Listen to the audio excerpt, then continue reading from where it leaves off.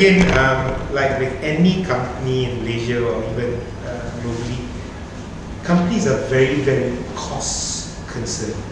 Right? So much so that at the end of the day, sometimes they overlook logistics as their main concern. So, what do you think about that? What do you think about that, Albert? Yeah, that's right. That's why in the session just now, like I mentioned, most of the e-commerce when they started, they don't have much cost. Then they rely on the third parties, logistics partners. So that they can leave them maybe for 1 or 2 years. Okay, if let's say there's no something special happens, but as I mentioned, when everybody's all the e-commerce traffic, all the traffic gain more and more and more, that gives a good problem for the 3PL as well. And also we have to see about the costings. What do you mean by problems for the 3PL? Is it because they can't track? They can't Sometimes cope they can't load? cope the load because the more load they put there, they can't cope it. When they can't cope it, even though your product is very good, tip-top products. But why do they call themselves a logistics company if they can't cope with the load? Because sometimes, I mean, I wouldn't say that the 3PL is giving a lot of problem, but some of them are very good. But at certain goods, I mean, at certain special parcel or special goods, they need a special handling. For example, like I mentioned, the groceries kind of thing is not a cheap product, and you also not in other words, it's a temperature-sensitive product. So that creates an opportunity for people to become specialists, not just generalists logistics. Correct. So then they need specialized and they need hyper-local because you need to solve the hyper-local problem first. And don't think about too far to start solving with the hyper-local. And to start with the hyper-locals, most of the company, or I would say the e-commerce players, right, they won't come to this problem until something happens. When you only solve it when shit hits the fan. In other words. So then they start to look into, is this a good way to go if I will hire my own to have better control? So I had the same kind of situation when I was running an FMCG company. So we had delivery on a daily basis and we had our own distributors as well. But then we had customers who wanted us to handle them because they've had that chummy relationship with the years and all that. But we can't keep up with the load because we've already assigned their territory to a distributor. Correct. But they themselves feel like, no lah, your distributor not friendly lah, your distributor don't want to friend me lah. So they still come back to us. So how do you solve that? Yeah, for that part, that's why I mentioned this platform is not only about managing yourself, also you can manage your distributor. You see them as a customer. And then maybe you have to, since your customer is very first priority page, and you also need to take care of the distributor as well. So probably you have chances to talk to the distributor. How can we use of technology help them in order to help themselves? But sometimes all these customers who are so like, hey, you must send now.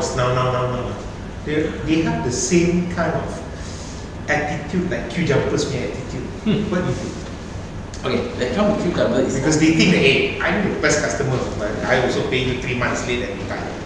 But they always order like the most. So that would be very much on the business decision making, because you see, technology are actually pretty much quite dumb until you tell him, right? For such cases it is, and then the business decision they have to make a call whether is it all right to continuously doing this, or there's still a better way to do this. If you have, let's say you have 20 customers, and all 20 customers say I want it now. So if that things happen, true, it is lucky, but then you can always have the spare resources. By using this platform, probably you can have some part-timers, or you can have a pool of resources which is not attached to a company. But doesn't that add on to cost? Because you like part-timers, when you talk about part-timers, they're always like outside of the typical salary package now. So like left pocket and ticket to keluar. Correct. So it all depends on the business decision whether should I make this call. Does the customers worth that much for me to spend this thing to deliver goods. And it also depends on the value of the goods as well. The last minute call these things, even though you have a very good system, you still have to pay. And then you just need to manage it, and whether you want to source for third party or you want to have a backup resources, all those things, and just have to manage it. You can manage it, but as for the solution provider or technology, we have these tools to help you manage it. Whether it's your in-house staff or runner, whether it's your 3PL, whether it's your distributor, or it's a backup resources. So this is like a standby just for you, make it worth to invest. Okay, let's look at companies in general in Asia. Companies in Asia are very, very focused towards profit. And most of the time, they tend to forget that they are consumers first and foremost as well, and their staffs are also consumers first and foremost as well. So given that fact, if you were to advise a company that comes to you for a solution, what kind of aspects do you highlight to them in the light of consumer transparency? I would say that if for this question that it's like I think you related to just not the first question, but a bunch of customers coming in, right? So it depends on the business operation, because I do see some company, right, when they cannot cope with all the requests coming in, they rather put a stop than get the request come in, because the further requests that will come in, you can't process them. It becomes the effects. So sort of like you have a quality control. Yes. I rather promise the first 10 customers with the promising SLA, and I say I full stop. I say I need help. I can't process it.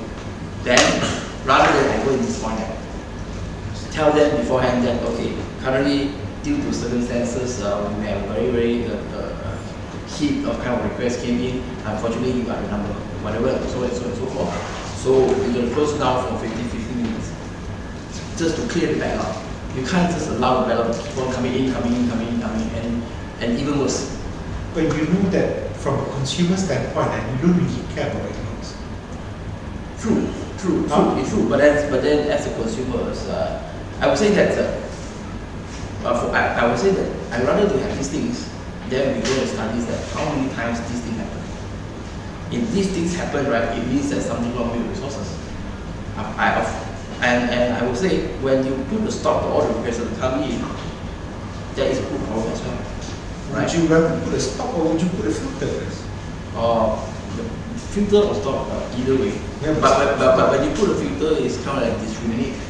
No, but when you put a filter, you're like, hold on, I'll address you in a minute. Relax. We'll have a drink first. But when you put a stop, right, dude, I'm busy. For about 20 minutes, you say. Yeah, but dude, I'm busy for about 20 minutes. And the moment you say that, your customers go to a different supplier. True. You can give her Thomas, right? You can give her. Thanks. True. I understand that, but that's if you have come across this scenario, right? You have to watch out for this.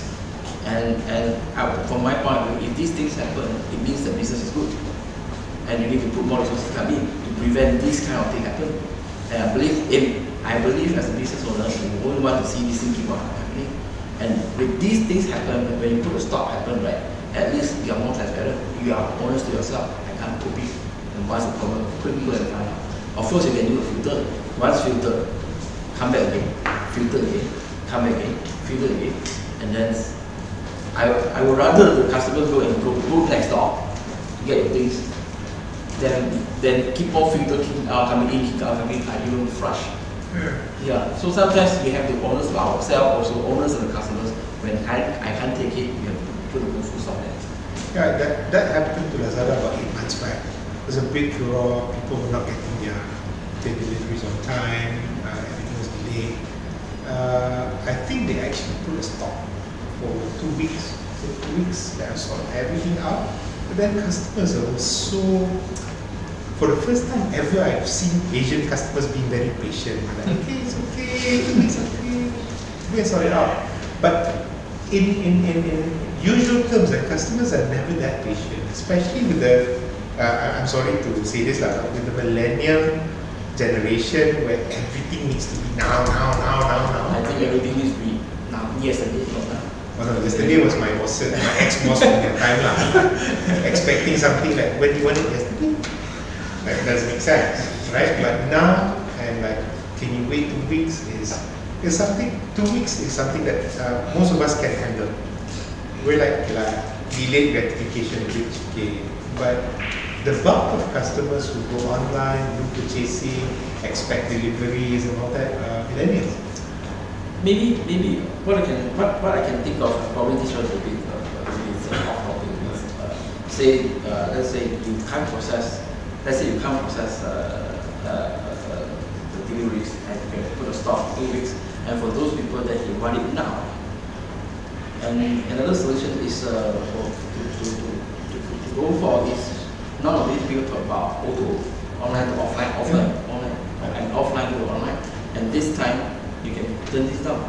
We need to say that okay, you can pick up things at where.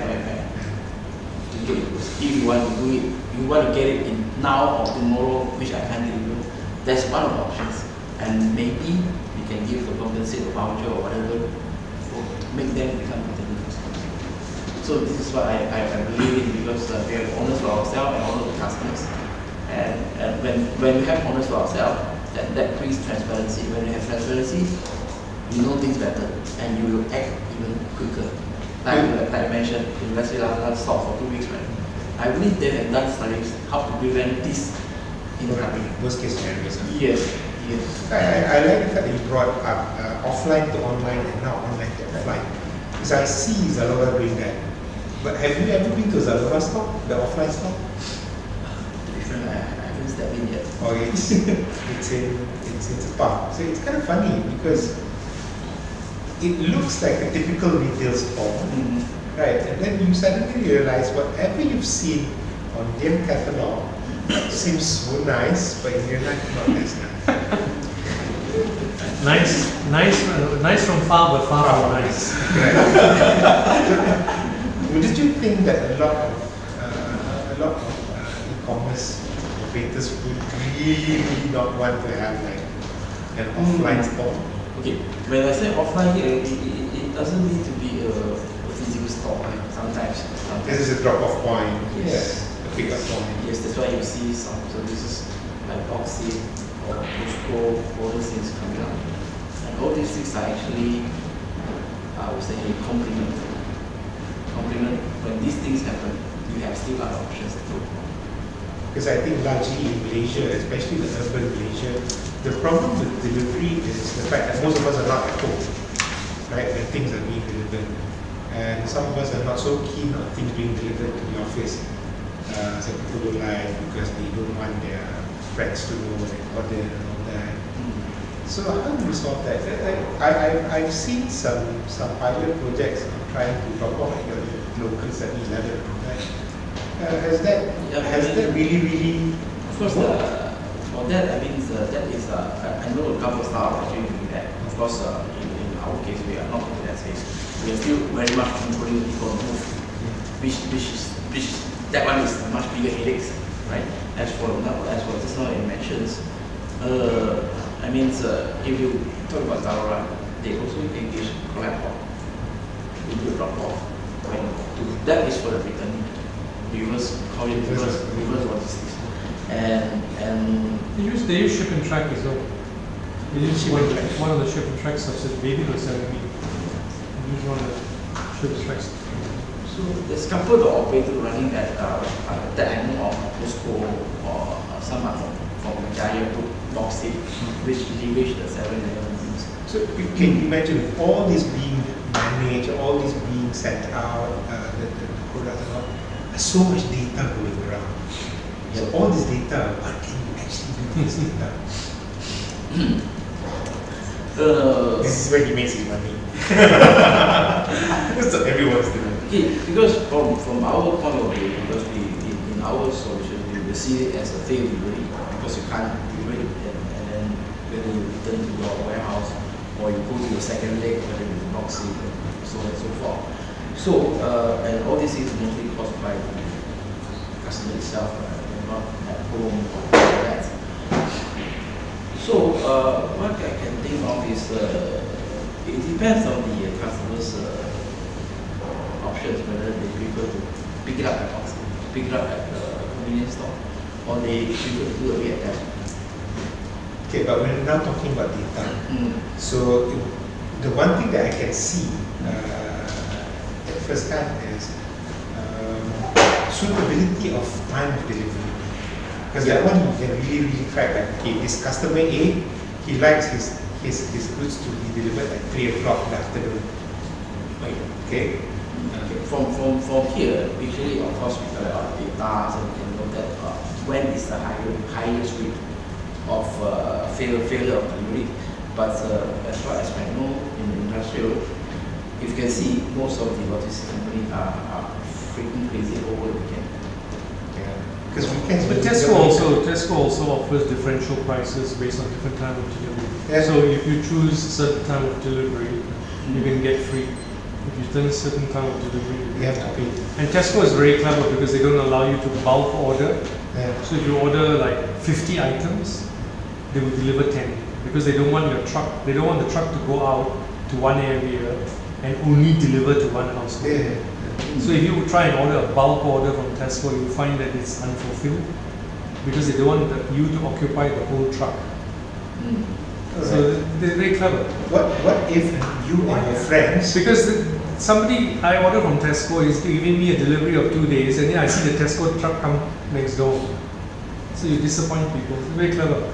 It's a psychology. So they don't want to send the truck out to one area just for one customer, and the value of the goods is not very high. So then they just selectively tell you out of stock, sell you a certain amount. So what if you and your You can neighbors? test it by ordering soft drinks for it. Very low value, very high volume.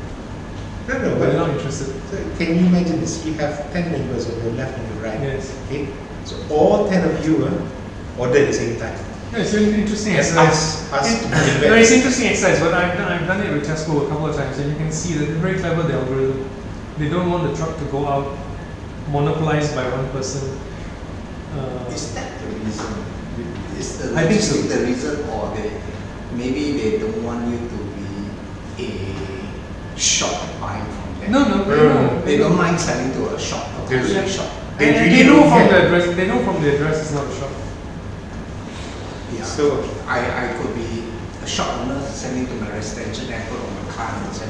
But if you're a shop owner and you buy from Tesco and then you sell at your shop, you rugi. I think so. Yes.